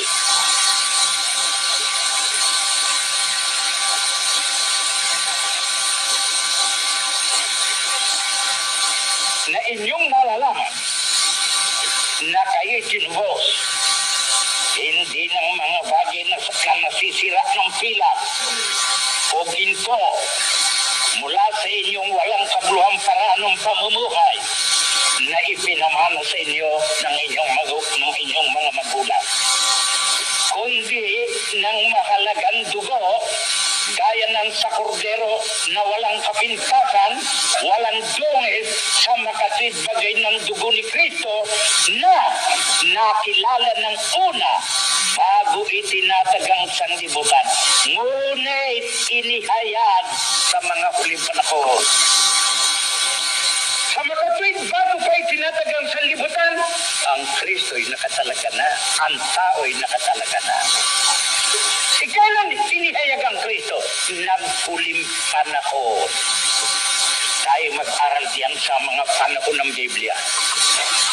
Mula sa Genesis hanggang Apokalipse, ang Biblia hinahati sa 3 panahon na kung tawagin yan mga dispensasyon. Ang unang hati mula kay Adan hanggang kay Moises. Ang panahong iyon ay tinatawag na panahon ng mga patriarkal at yun daang taon. Ang haba ng panahong iyon. Hindi lang daang taon, mahigit pa. Mula naman kay Moises hanggang sa ating Panginoon Jesucristo, isang dispensasyon, isang panahon iyon. Ang tawag doon, panahon ng mga propeta, panahon ng bayang Israel. Ang isang panahon, ikatatlo, iyan ang huli, mula sa ating Panginoon Jesucristo hanggang sa pagkatapos ng sanlibutan.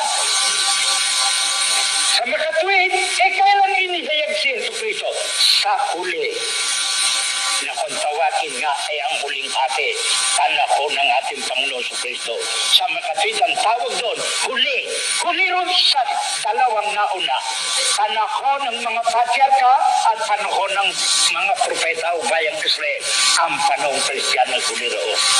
Ang panahong Kristiyano, nakahati naman sa 7 peryodo. At kung tawagin ng mga peryodo, unang tatak, ikalawang tatak, ikatlong tatak, ikapat na tatak, ikalimang tatak, 6 na tatak, ikapito. Sa wakat ng ikapito, babagsak itong mundong ito. Ngayon, saan tayo naroon? Nagsisimula tayo sa ikapito. Sa makatwid, wala nang iba pang peryodong darating. Wala na, ito na laang. Pagdating sa dulo ng peryodong ito, darating si Kristo. Mawawasak ang langit at lupa. Ngayon, ang ating tanong ngayon ito, kaya tayo nagpunta roon. Kailan inihayag ang ating Panginoon sa Kristo sa kalagayan ng huling panahon? Kailan pa siya itinalaga ng Diyos sa kanyang panukala bago nilalang ang sanlibutan? Ang tao, kailan pa itinalaga ng Diyos? Bago pa itinatag ang sanlibutan. Kailan naman inihayag ang tao ng ika-6 na araw? Mula sa paglalalang sa lahat ng bagay. Sapagkat ang lahat ng bagay, nalalang sa loob ng 6 na araw ng Diyos. Lahat-lahat. Ang ikapito, kaniyang pagtigil ng trabaho tungkol sa paglikha. Ngayon, nasa sa Santong Sulat ba yung sinasabi ko na ang tao'y ika-6 na araw? Opo. Basahin natin. Dito sa Genesis, sa Kapitulo 1 at 26, ganito ang sabi, hanggang 28. Sinabi na... So, ayan po mga kaibigan, ang mga patunay po ni Ka Felix Manalo na si Kristo po ay hindi po siya Diyos sapagkat sakalang siya nag-umpisa nung ipinanganak ni Maria o nasa ikatlong peryodo, sabi niya. Dahil ang Biblia daw ay nahati sa 3 peryodo at una ay si Adan hanggang kay Moises, si Moises hanggang kay Kristo at si Kristo po yung huli, mga kababayan. So lumalabas, mas nauna pa si Adan, si Moises, yung mga propeta kaysa sa ating Panginoong Hesukristo. Alam nyo mga kababayan at mga kapatid, yan po ang mali po. Mali. Hindi po tayo tutol doon sa sinabi ni Ka Felix Manalo na ang ating Panginoong Hesukristo ay na inihayag sa panahon natin o panahon na ika-3 peryodo na sinasabi ni Ka Felix Manalo. Pero ano po yung itinalaga o ano po yung inihayag sa ating Panginoong Hesukristo? Yun bang kanyang pagka-Diyos o yung kanyang pagkatao? Sapagkat tayo po mga kababayan ay hindi naniniwala po tayo na ang ating Panginoong Hesukristo ay hindi lamang po siya tunay na Diyos, kundi siya po ay nagkatawang tao o nahayag na bilang tao. Kailan? Nung ipinanganak ni Maria, mga kababayan. Hindi po tayo tutol doon. Pero ang tinututulan po natin, yung sinasabi ni Ka Felix na ang Panginoong Hesukristo ay hindi tunay na Diyos sapagkat pareho lang sa tao na ang kanyang ginamit doon po sa John chapter 17 sa verse 24 na ang sinasabi, ako'y iyong inibig bago pa ang sanglibutan ay naging gayon. Basahin po natin ang talata mga kababayan. Ama, yaong mga ibinigay mo sa akin ay ibig ko kung saan ako naruroon. Ito'y panalangin ng ating Panginoong Hesukristo sa kanyang Ama. Sila naman ay dumuon kasama ko, sabi niya, upang makita nila ang kaluwalhatian ko na ibinigay mo sa akin sapagkat ako'y iyong inibig bago natatag ang sanglibutan. So, yung sinabi na ako'y iyong inibig bago natatag ang sanglibutan, ito, hindi naman po tutol si Ka Felix na ang Panginoong Hesukristo ay inibig na ng Diyos ng Ama si Kristo bago pa itinatag ang sanglibutan. Pero hindi daw ibig sabihin na si Kristo ay nandun na. Nauna kaysa sa mundo. Yun ang kanyang paliwanag mga kababayan.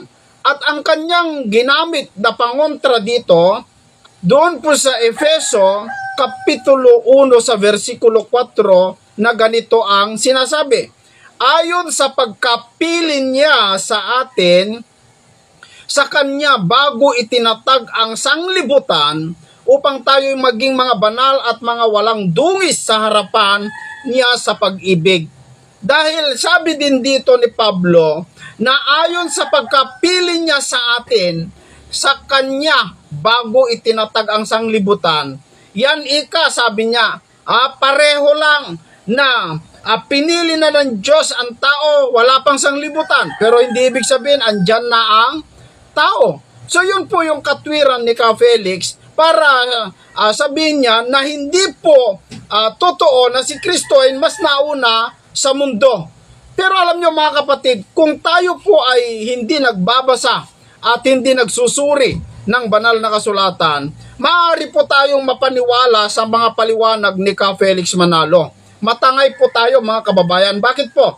Kasi sa ganda ng kanyang pagpaliwanag, maaaring ma-convert ka na tama nga, totoo nga. Pero kung titignan natin, siyasatin natin na maigi, atin pong suriin maigi yung 2 talata na kanyang ginamit, malayo po ang pagkaiba. Kasi doon po sa kanyang binasa sa John chapter 17 verse 24, bago itinatag ang sanglibutan, ako'y inibig mo na, sabi ng Panginoong Jesucristo. Inibig mo na ako bago itinatag ang sanglibutan. Hindi po magkapareho yung inibig at saka pinili. Malayo po ang pagkaiba nun, mga kababayan. Para sabihin po na pareho. Yung pagkapili, iba sa inibig. Alam niyo mga kapatid, yung ako'y inibig mo bago itinatag ang sanglibutan, ibig sabihin yon, nandun talaga ang Panginoong Jesucristo sa Ama. Nasa tabi niya talaga ang ating Panginoong Jesucristo. Kasi paano niya iibigin yung isang bagay o isang Kristo kung wala naman sa piling niya? Mga kababayan, paano ka mapamahal sa iyong anak, wala naman palang anak na nandoon? Kung mag-isip lamang po tayo mga kababayan, totoo po yung nasa Biblia at yung mga sinasabi natin, pati ang ating kapatid na Eli, na bago itinatag ang sanglibutan, nandyan na si Kristo. Kasi iniibig na niya Iniibig na niya paano yung, ayon sa pagkapili niya sa atin, sa kanya bago itinatag ang sanglibutan, ano pong ibig sabihin nun? Mga kababayan, hindi po tayo tutol sa talata, pero alam ko, naniniwala din ng mga iglesia ni Kristo na ang Diyos po, nilalang niya lahat ng nasa sanglibutan, pati ang nasa sangkalangitan. At nung lalangin po ng Diyos ang mundo, alam na po niya kung ano po yung kanyang lalalangin. Alam niya po kung ano po yung itatalaga niya doon sa kanyang lalalangin. Katulad po ng tao, mga kababayan, kapag tayo po ay gagawa ng isang bahay, alam na natin kung ano po yung mga bagay na ilagay natin.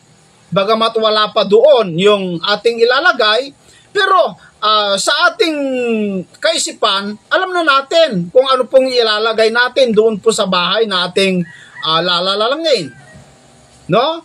So, ganun din po ang Diyos. Pinili na niya ang tao, hindi hayop ang pinili niya.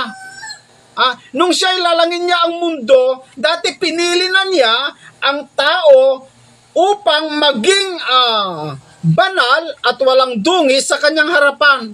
Tao ang pinili niya, hindi hayop. Kasi alam ng Diyos, lilikha din siya ng hayop, lalalang din siya ng ibon, lalalang din siya ng isda, lalalang din siya ng mga kahoy, lalalang din siya ng universe o mga planeta. Alam ng Diyos yun.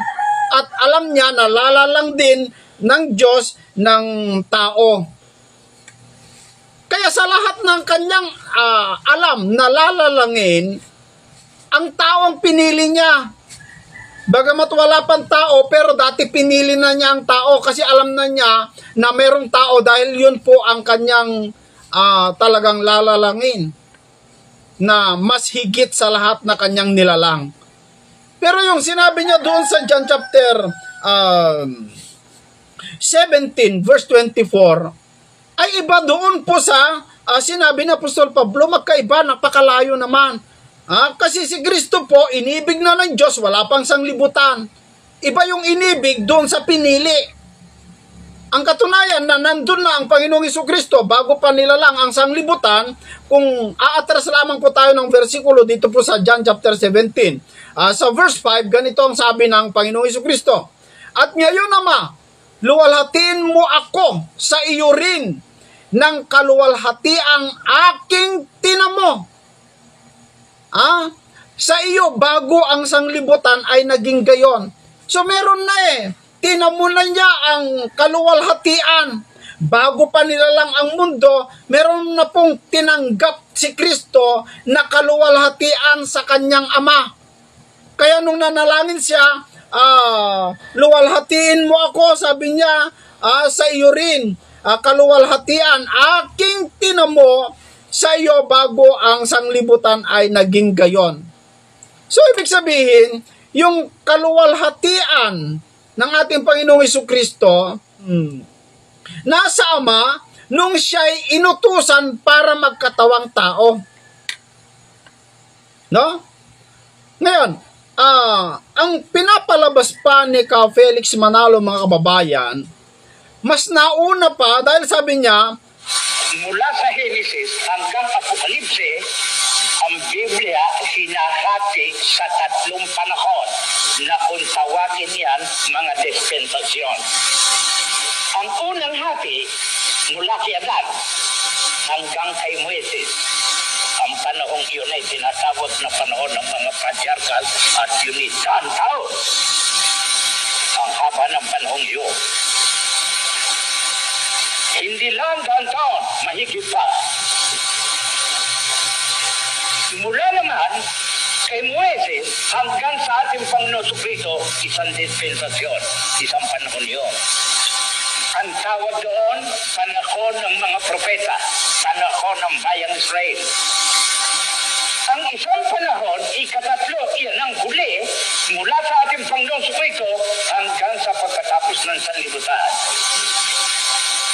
Sa makatwid, kailan inihayag si Jesucristo? Sa huli. Na kung tawagin nga ay ang huling ate, panahon ng ating Panginoon Jesucristo. Sa makatwid, ang tawag doon, huli. Huli ron sa dalawang nauna. Panahon ng mga patriarka at panahon ng mga propeta o bayang Israel. Ang panahong Kristiyano ay huli roon. Ang panahong Kristiyano, nakahati naman sa 7 peryodo. At kung tawagin ng mga peryodo, unang tata, ikalawang tata, So, sabi niya, ang Biblia daw ay nahati sa 3 peryodo. Una, sabi niya, mula kay Adan hanggang kay Moises. So, yun po yung unang peryodo. Mula kay Moises hanggang sa mga propeta, hanggang kay Kristo, ikalawang peryodo. At mula sa ating Panginoong Jesucristo, yun ang huling peryodo. Doon lamang po itinalaga o ihinayag ang ating Panginoong Jesucristo, o doon na lamang po siya nag-umpisa ang ating Panginoong Jesucristo. Lumalabas na ang ating Panginoong Jesucristo, mga kaibigan, mas nauna pa si Adan, si Noe, si Abraham, at saka si Moises, kaysa ang ating Panginoong Jesucristo. Pero, titignan natin, ano po ang sabi ng ating Panginoong Jesucristo? Tama po ba yung sinabi ni Ka Felix Manalo? Sino ang mas piliin po ninyo paniniwalaan? Si Ka Felix Manalo na nagsasabing mas nauna pa si Abraham kaysa kay Kristo? O mas nauna si Kristo kaysa sa Abraham ayon sa ating Panginoong Jesucristo? Mga kaibigan, dito po sa libro ng Juan, Kapitulo 8 sa versikulo, umpisan po natin dito po sa versikulo 52. Sinabi ng mga Hudyo sa kanya, kay Kristo, ngayon, nalalaman namin mayroon kang demonyo. So para sa mga Hudyo na hindi po sumasampalataya sa ating Panginoong Jesucristo, ay demonyo ang ating Panginoong Jesucristo. Namatay si Abraham at ang mga propeta, at sinabi mo, kung ang sino man ay tutupad sa aking salita, ay hindi niya matitikman magpakailanman ang kamatayan. Dakila ka pabaga sa aming amang si Abraham na namatay? Yun po yung tanong ng mga Hudyo sa ating Panginoong Jesucristo. At nangamatay ang mga propeta, sino ang ipinalalagay mo sa iyong sarili? Sumagot si Jesus, kung niluluwalhati ko ang aking sarili, ang kaluwalhatian ko ay walang anuman. ang aking amay siyang lumuluwalhati sa akin, na tungkol sa kanya sinasabi ninyo na siya inyong Diyos. 56. Nagalak ang iyong amang si Abraham, na makita ang aking araw, at nakita niya at natuwa. Yan. Ayon kay Kristo, nakita daw ni Abraham ang kaarawan ng ating Panginoong Jesucristo. Sabi ni Ka Felix, nauna daw si Abraham kaysa sa ating Panginoong Jesucristo. Kasi sabi niya, unang peryodo si Abraham, ikalawang peryodo si Moises, at ikatlong peryodo ang Panginoong Jesucristo. Sakalang nagkaroon ang Kristo sa ikatlong peryodo. O di ibig sabihin, ang paniniwala ni Ka Felix, mas nauna si Abraham kaysa ating Panginoong Jesucristo. Pero ayon kay Kristo, nakita daw ni Abraham ang kaarawan ng ating Panginoong Jesucristo. Kaya, nagalit ang mga Hudyo. 57. Sinabi nga sa kanya ng mga Hudyo, wala ka pang 50 taon at nakita mo si Abraham. Yun ang tanong nila. Sumagot si Jesus. Sinabi sa kanila ni Jesus, katotohanan sinasabi ko sa inyo, bago ipinanganak si Abraham ay ako nga. So, maliwanag po sa ating nabasa na bago pa si Abraham o bago pa yung unang peryodo na sinasabi ni Ka Felix, andyan na ang Kristo. Nga lang, hindi yung kanyang pagkatao, kundi yung kanyang pagka-Diyos, mga kababayan. So maliwanag po sa atin na hindi po totoo yung sinabi ni Ka Felix na ang Panginoong Jesucristo ay wala pa nung natatag ang sanglibutan, nung hindi pa natatag ang sanglibutan. Ano po yung katunayan na meron na ang ating Panginoong Jesucristo bago po nilalang ang sanglibutan?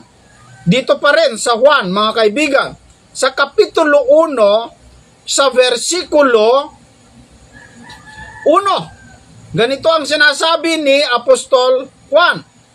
Nang pasimula, siya ang verbo. At ang verbo ay sumasa Diyos. At ang verbo ay Diyos. So ayon kay Juan, yung verbo daw ay Diyos. Na yung verbo na yon sumasa Diyos. Ibig sabihin, iba yung Diyos, iba yung verbo. Anong nangyari doon sa verbo? Tatalon po tayo dito po sa 14. At nagkatawang tao ang verbo at tumahan sa gitna natin at nakita namin ang kanyang kaluwalhatian gaya ng sa bugtong ng Ama na puspos ng biyaya at katotohanan. So yung verbo daw na sumasa Diyos, na Diyos din, nagkatawang tao daw. Sa 3, babalik po tayo sa 3. Yung verbo, yun ang dahilan kung bakit nagkaroon ang mundo.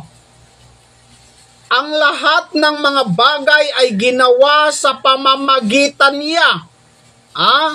At alinman sa lahat ng ginawa ay hindi ginawa kung wala siya.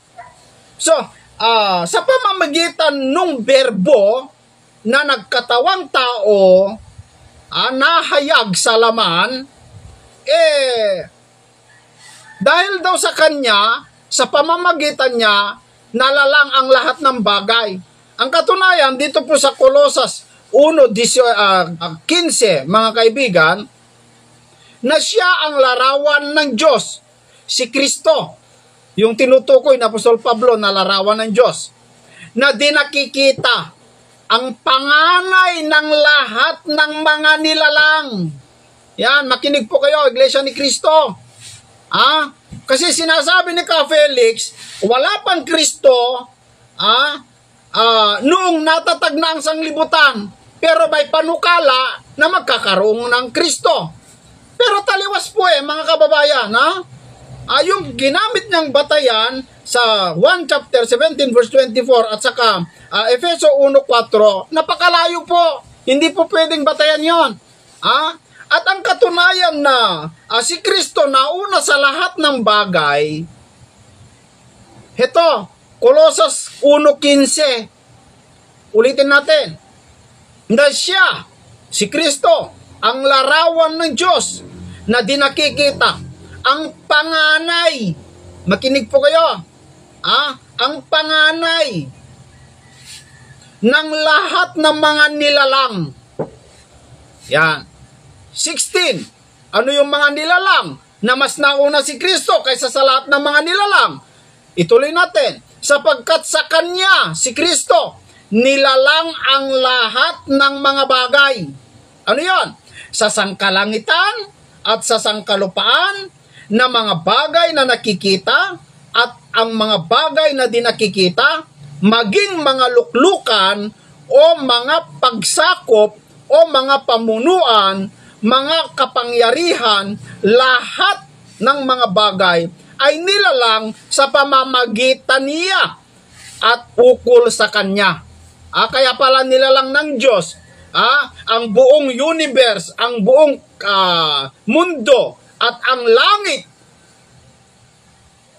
Ukol pala sa ating Panginoong Jesucristo. Para pala sa ating Panginoong Jesucristo, mga kababayan. Kaya pala lumalang ng Diyos ng tao, lumalang ng Diyos ng lupa, langit, lahat-lahat, yun pala ay ukol sa ating Panginoong Jesucristo. Yun pala ang dahilan. Di mas nauna si Kristo kaysa sa mundo. Kaya tama wala pang sanglibutan, inibig mo na ako.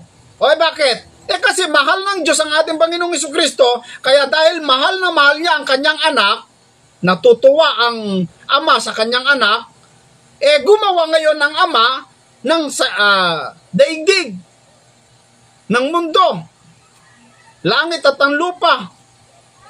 Yun ay para sa kanyang anak, mga kababayan.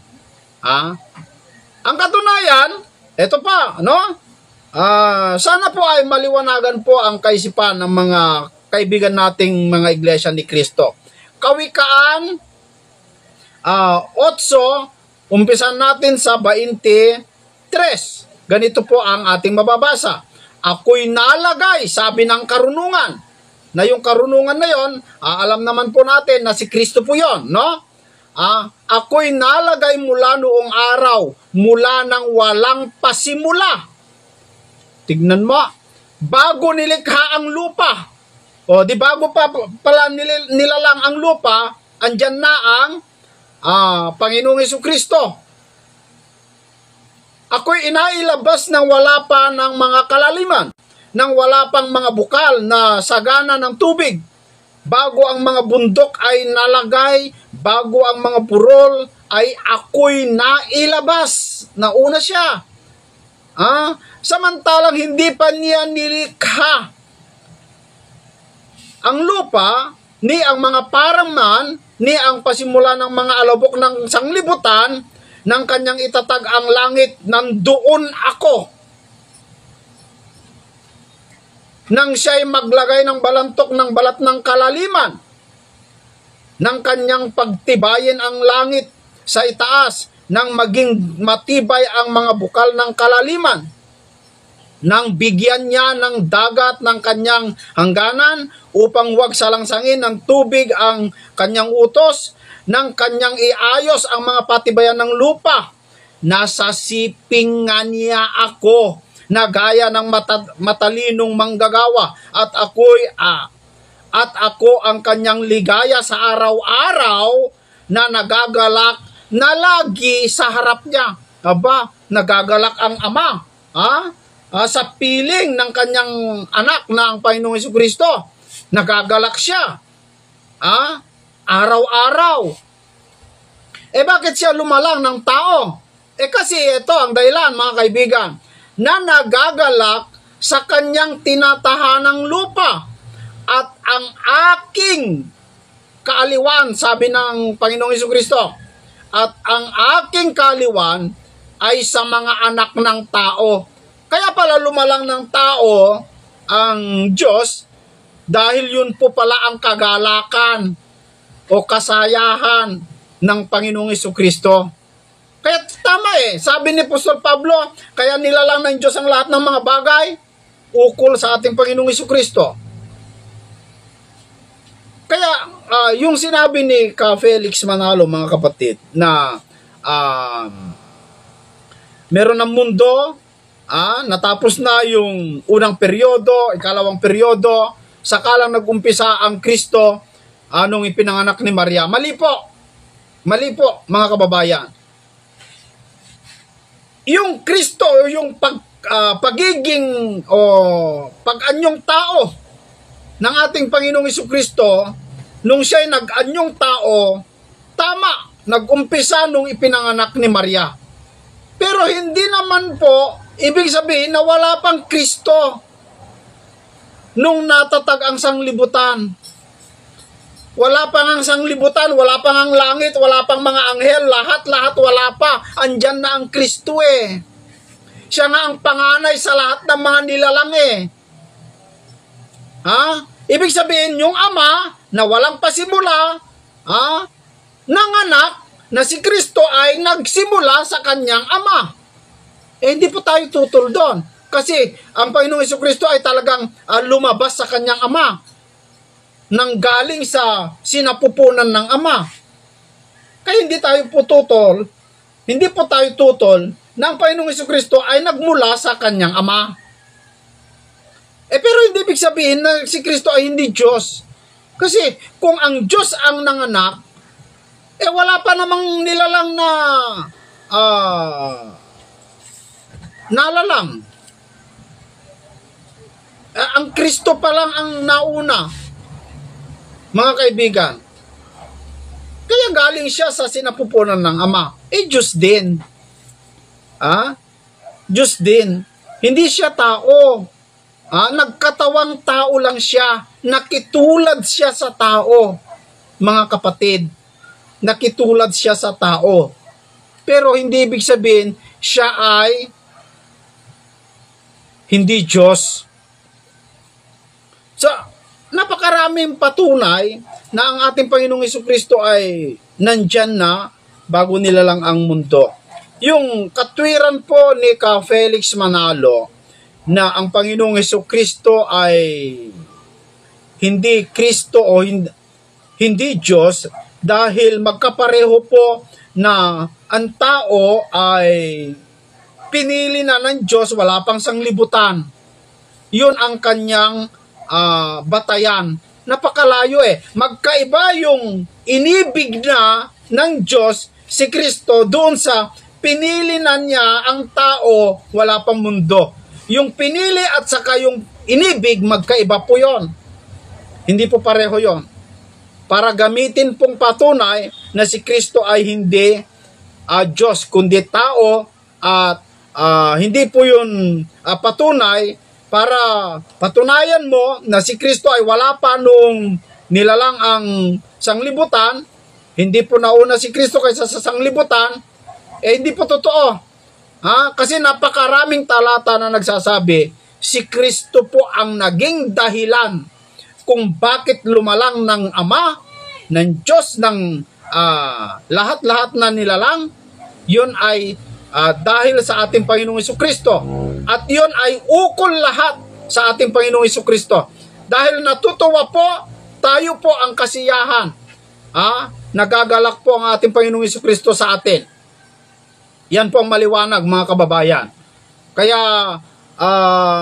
ito, kung titignan lang po natin, mga kababayan, ay napakahina po yung batayan ng mga iglesia ni Kristo na ang ating Panginoon Jesucristo ay hindi Diyos sapagkat siya po ay may pasimula.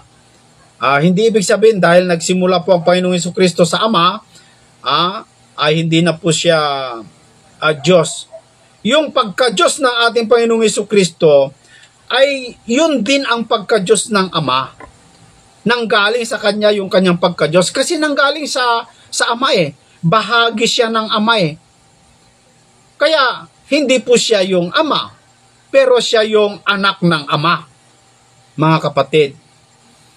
At saka yung sinabi ni Felix na ang paniniwala daw ng mga apostol, si Kristo po ay hindi Diyos, kundi si Kristo ay tao. Yun daw ang paniniwala nila.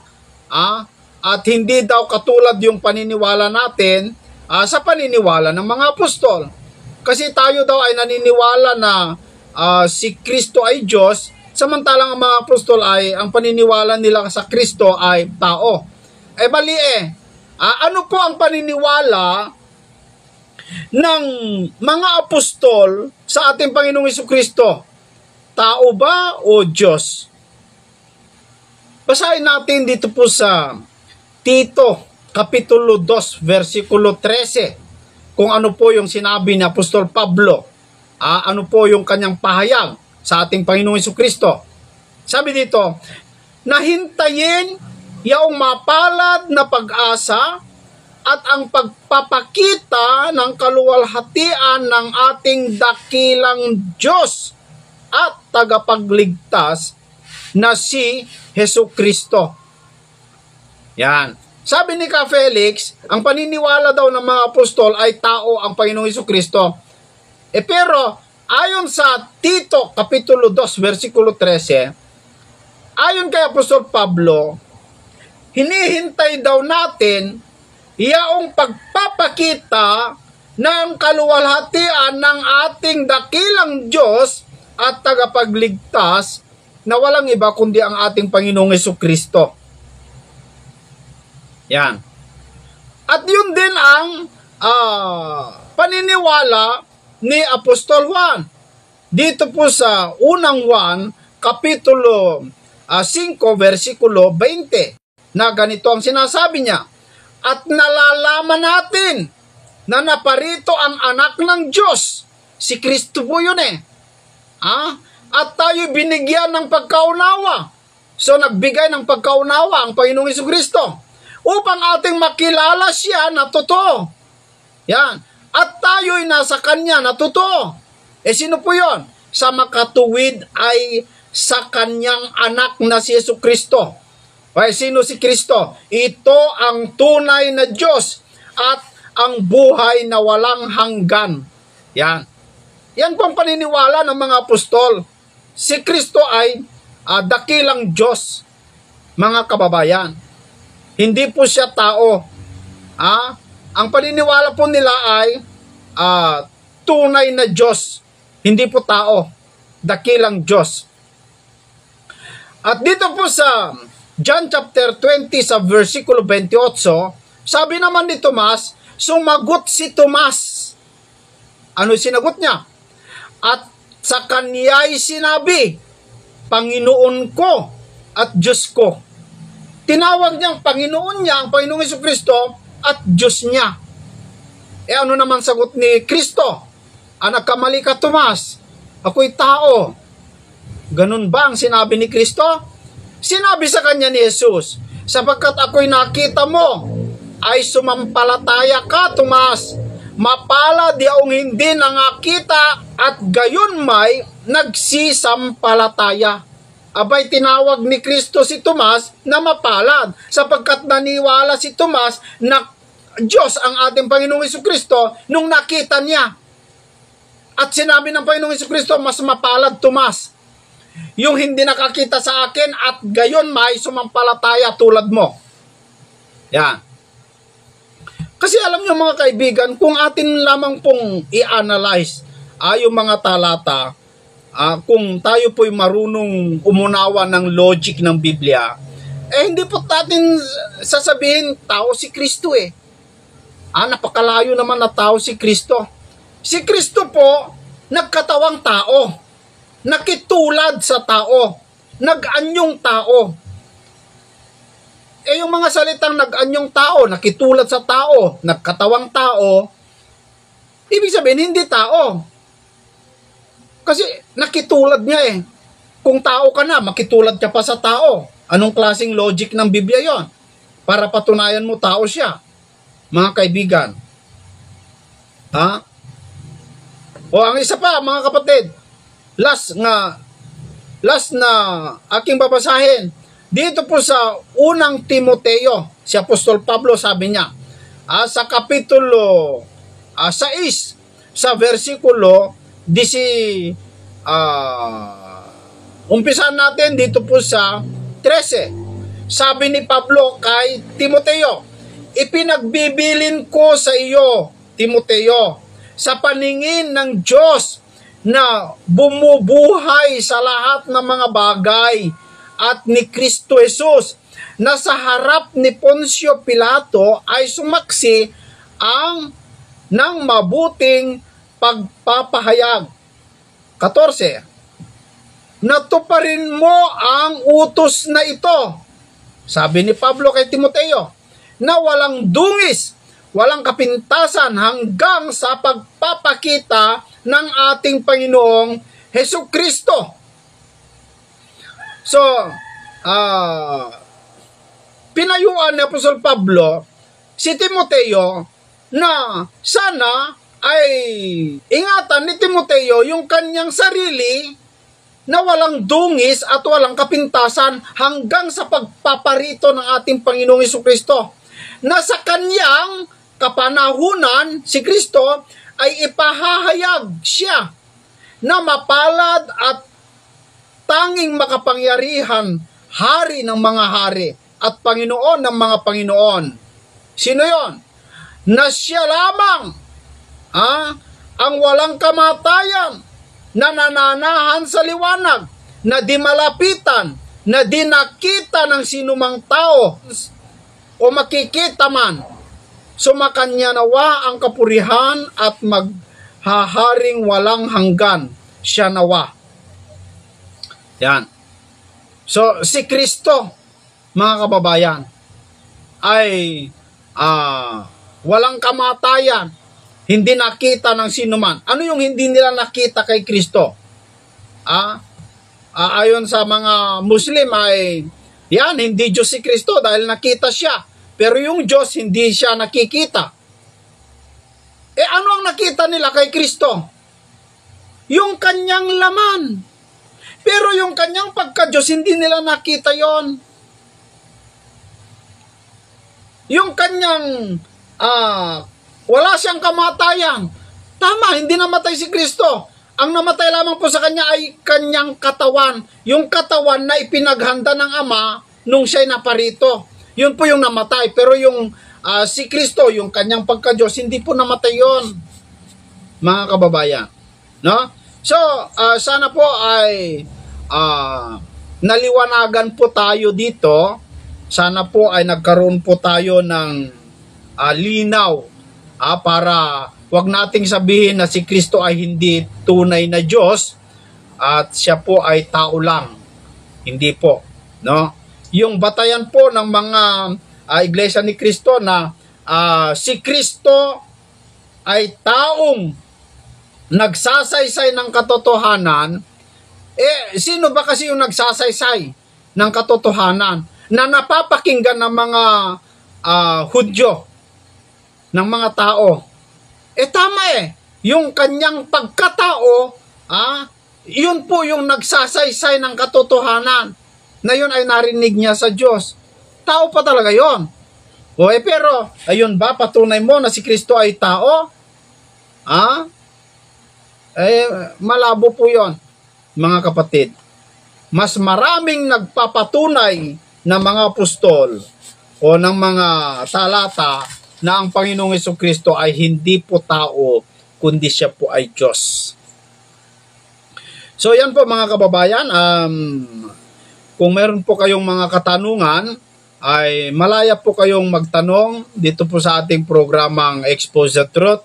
At sana po sa darating na tayo po mag-live ay wag po ninyong kaligtaan umantabay at makijoin yung mga gustong makijoin, makipagtalakayan, mga kababayan. Tayo po willing po tayo dyan, no? Para maliwanagan po yung mga bagay na dapat nating malaman tungkol po sa kaligtasan. So maraming salamat po sa inyong lahat, hanggang sa susunod po dito sa ating programang Expose the Truth.